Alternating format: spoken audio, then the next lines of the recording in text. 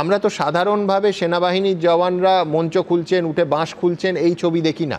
এইটা সেনাবাহিনী জানিয়েছে বারবার তারা কমিউনিকেট করেছিলেন। আমি বলছি এইটা কি ক্লোজ কোঅর্ডিনেশনের মাধ্যমে সরকারের সঙ্গে বা রুলিং পার্টির সঙ্গে কথা বলে তাদের দিয়ে করানো যেত না?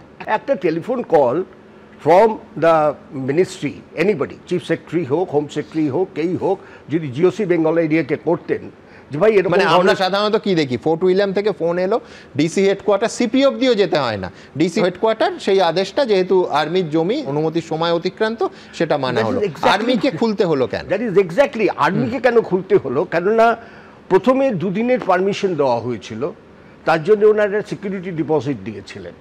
এরপরে দেখা গেল যে ওটা খোলা হচ্ছে না, তখন আর্মি কেপ গিভিং রিমাইন্ডার। এ নয় কি যে হঠাৎ এসে কেউ খুলতে শুরু করে দিয়েছে, দে কেপ গিভিং রিমাইন্ডার একদম টু লালবাজার এবং থিংস টু দ্যাট এফেক্ট। তারপরেও যখন এটা খোলা হলো না, then probably army smelt something is wrong somewhere.